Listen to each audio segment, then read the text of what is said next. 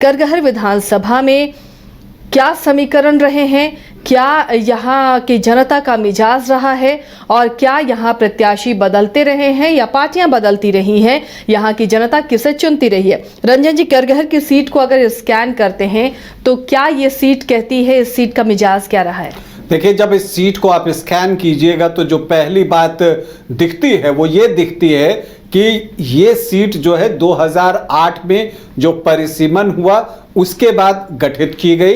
2010 में यहां पहला विधानसभा का चुनाव जो है वो संपन्न कराया गया। देखिए, विक्रमगंज विधानसभा क्षेत्र जो था उसका अस्तित्व जो है समाप्त किया गया। उसके बाद करगहर सीट जो है वो बनाई गई है। और अगर आपको बताऊं तो दिनारा, चेनारी और मोहनिया विधानसभा क्षेत्र से कुछ क्षेत्रों को काट कर जो है करगहर विधानसभा की सीट बनी है। इस विधानसभा के अंतर्गत, करगहर विधानसभा के अंतर्गत आपको कोचस, करगहर और इसके अलावा शिवसागर प्रखंड की जो है कुछ ग्राम पंचायतें जो हैं वो शामिल हैं। तो ये हो गया इस विधानसभा के बारे में जानकारी। अब अगर हम यहाँ पर जो अब तक 3 चुनाव हुए हैं उनके रिकॉर्ड देखने जाएं, जैसा आपने बताया कि फिलहाल जो हैं यहाँ पर कांग्रेस का कब्जा है। संतोष कुमार मिश्र ने 2020 में यहाँ से जीत हासिल की थी। लेकिन जब आप इस सीट को स्कैन करेंगी तो जो एक चीज और दिखती है कि यहाँ आमने सामने की लड़ाई नहीं होती है। यहां पर कई एंगल में जो है वो लड़ाई खुल जाती है। आमतौर पर क्वाड्रेंगुलर आपको देखने को मिलेगा, ट्रायंगुलर भी नहीं, क्वाड्रेंगुलर, चतुष्कोणीय मुकाबला जो है यहां पर देखने को मिलता है। और इसलिए जो भी प्रत्याशी 30-35% के आसपास वोट ले आता है, जीत उसकी झोली में जो है वो चली जाती है। अगर आप देखिए 2010 में जेडीयू इस सीट को जीती तो कितने प्रतिशत वोट उसे आए थे? 36% वोट आए थे। रामधनी सिंह जो कि करगहर विधानसभा के पहले विधायक हुए, उनको 54,190 वोट आए थे। उन्होंने जो है दूसरी पोजीशन पर एलजेपी के शिवशंकर सिंह थे, उनको 13,197 वोटों से पराजित किया था। तीसरे नंबर पर आलोक कुमार सिंह थे, कांग्रेस के उम्मीदवार, इनको 21,292 वोट मिले, मतलब 14.22%। और चौथे स्थान पर जगनारायण सिंह जो है वो रहे, जो कि बीएसपी के उम्मीदवार थे, उनको 11,035 मतलब कि 7.3% वोट मिले। फिर 2015 में आते हैं, जबकि महागठबंधन बना, कांग्रेस, जेडीयू, आरजेडी एक साथ, तो नेचुरली यहां से चूंकि सिटिंग सीट थी जेडीयू की, तो यहां से उम्मीदवारी भी जेडीयू की ही बनी और उम्मीदवार भी उसके ही रहे। लेकिन इस बार उम्मीदवार जो है वो बदल दिए गए, वशिष्ठ सिंह को यहां से उम्मीदवार बनाया गया। और ऐसा आप सोचते हैं कि महागठबंधन बना, जेडीयू, कांग्रेस, आरजेडी तीनों एक साथ हों तो फिर जो है आमने सामने की लड़ाई हुई होगी, तो नहीं हुई। फिर से एक बार वो चतुष्कोणीय मुकाबला ही देखने को मिला और वशिष्ठ सिंह जो है सिर्फ 32% वोट लाकर चुनाव जीतने में कामयाब रहे, वो भी 12,907 वोटों से, मतलब 13,000 वोटों से। उनको 57,018 वोट आए। इसके अलावा आरएलएसपी जो कि एनडीए फोल्डर से यहां पर चुनाव लड़ रही थी, उसके वीरेंद्र कुमार सिंह, उनको 24.82% वोट आए। 44,111 जो कांग्रेस के टिकट पर 2010 में चुनाव लड़े थे आलोक कुमार सिंह, वो निर्दलीय चुनावी मैदान में उतर गए और उनको भी 27,454 वोट, मतलब कि 15.45% वोट आए। तो ये चीजें आपको दिखती हैं। और फिर चौथे पोजीशन पर बीएसपी मोहम्मद शमीम शाह रहे, 23,677 वोट, मत प्रतिशत उनका रहा 13.33%। उसके बाद आखिरी चुनाव जो 2020 में विधानसभा का यहां पर हुआ, वहां पर जो कांग्रेस को ये सीट मिली गठबंधन में, और उन्होंने संतोष कुमार मिश्रा को चुनावी मैदान में उतारा। संतोष कुमार मिश्रा का जो पारिवारिक पृष्ठभूमि है वो राजनीतिक रहा है, वो यहाँ पर चुनावी मैदान में उतरते हैं और वशिष्ठ सिंह को वो पराजित करते हैं 4083 वोट से। एक करीबी मुकाबला था, लेकिन यहां पर भी आप देखिए कि जीतने वाले उम्मीदवार को कितने वोट मिले, तो 30.8%। मतलब यहां 30 से 35 के बीच अगर आपको वोट आ जाए तो चूंकि 4 एंगल में चुनाव होता है तो आपकी जीत सुनिश्चित हो जाती है। वैसे तीसरे स्थान पर बीएसपी रही, जिसके कि उदय प्रताप सिंह जो है वो चुनाव में तीसरे स्थान पर रहे। उनको 24.4% मतलब कि 47,321 वोट मिले। और यहां पर एलजेपी ने अपना उम्मीदवार दिया था राकेश कुमार सिंह, वो भी 8.7% वोट लाने में कामयाब रहे। 16,988 मतलब कि 17,000 वोट। और जीत कितने की हुई कांग्रेस की? 4,000 वोटों की।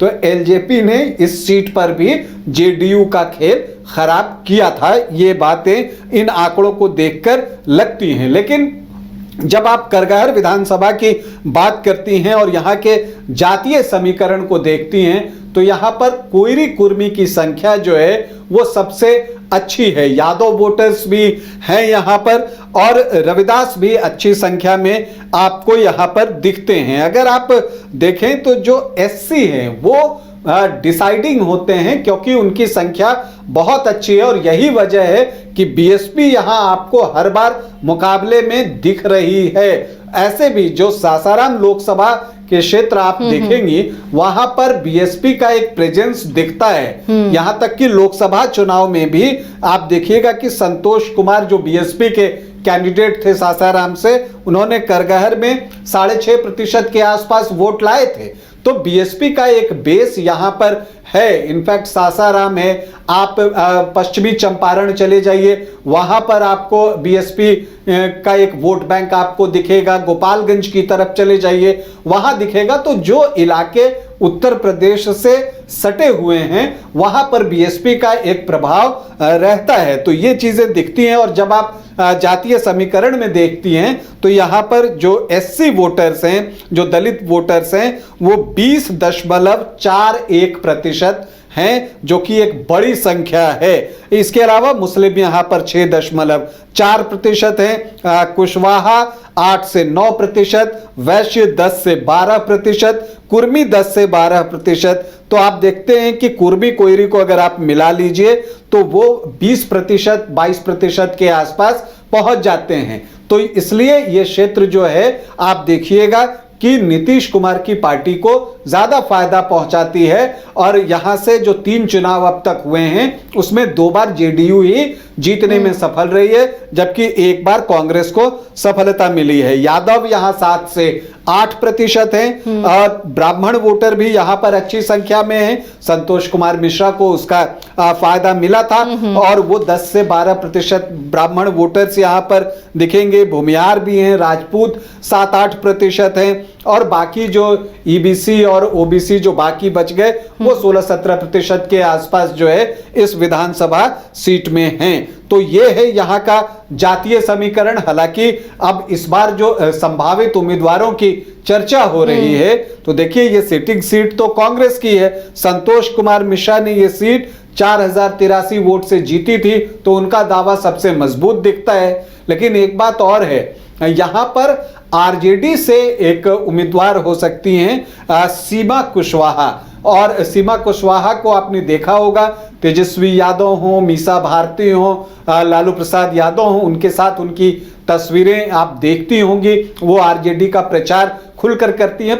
हालांकि वो पहले जो है उपेंद्र कुशवाहा के साथ की पार्टी में रहा थी और अब जो है वो आरजेडी के साथ जुड़ी हैं। और जब भी चुनाव होते हैं तो अलग अलग क्षेत्रों में, न सिर्फ अपने विधानसभा या लोकसभा क्षेत्र में, दूसरे लोकसभा क्षेत्र में, पूरे बिहार में घूमकर जो है वो आरजेडी का प्रचार करती हैं स्टार प्रचारक की तरह। और आपको बताऊं कि उनकी फैन फॉलोइंग भी जो है वो जबरदस्त है सोशल मीडिया पर।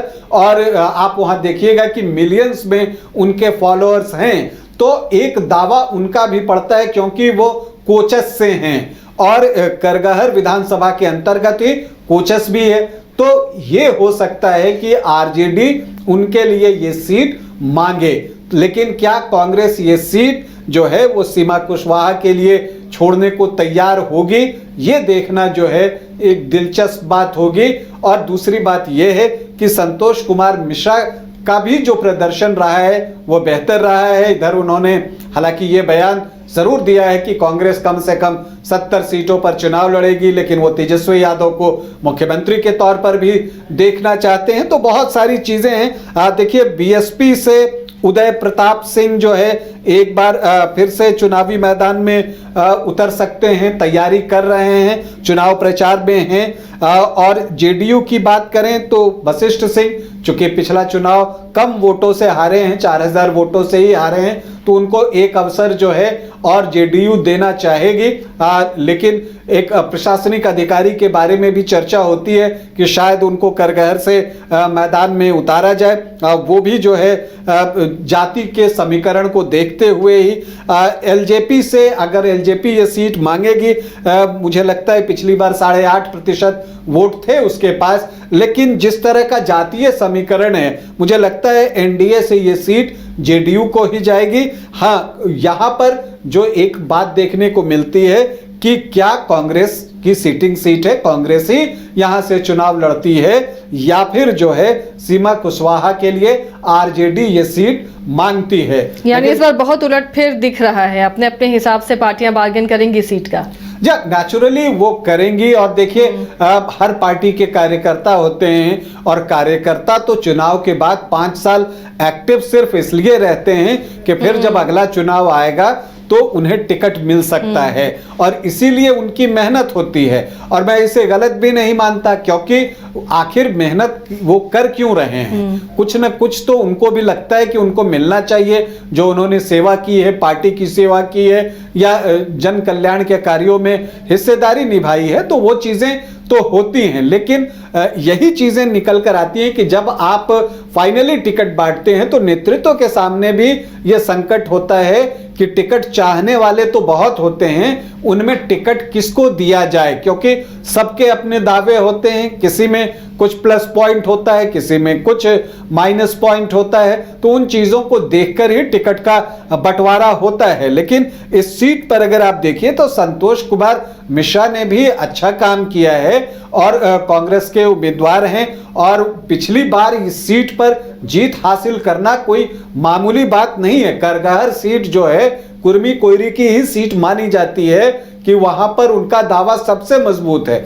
वहां पर सीट निकालना संतोष कुमार मिश्रा के लिए बड़ी उपलब्धि है, कांग्रेस के लिए बड़ी उपलब्धि है। लेकिन जैसा मैंने आपको कहा कि अब आरजेडी के पास भी कुछ उम्मीदवार हैं जो कि यहां पर दावा कर सकते हैं, और उन्हीं में से एक मैंने सीमा कुशवाहा का नाम लिया, क्योंकि वो एक्टिव रहती हैं बहुत ज्यादा सोशल मीडिया पर, और आरजेडी के लिए वो जिस तरह से प्रचार करती हुई दिखी हैं पिछले 1.5-2 सालों में, या लोकसभा चुनाव के समय ही देख लीजिए, बड़े पार्टी के बड़े बड़े नेताओं के साथ उनकी सभा लगाई जाती है और उनकी फैन फॉलोइंग जबरदस्त है सोशल मीडिया पर, तो वो भी एक दावेदार हो सकती हैं। और चूंकि सीमा कुशवाहा हैं तो वो जेडीयू के वोट को नुकसान भी पहुंचा सकती हैं। लेकिन वैसी परिस्थिति में यह देखना होगा कि जो ब्राह्मण वोटर्स संतोष मिश्रा के साथ गए थे, अगर वो सीमा कुशवाहा को टिकट मिलता है तो क्या वो महागठबंधन के साथ जाएंगे या वापस लौटकर बीजेपी का जिससे अलायंस है जेडीयू से उसकी तरफ चले आते हैं। तो बहुत सारा समीकरण देखना पड़ता है, गुणा भाग का हिसाब रखना पड़ता है। लेकिन कुल मिलाकर करगहर की जो विधानसभा सीट होगी, यहां जो चुनाव होगा वो बहुत रोचक होगा।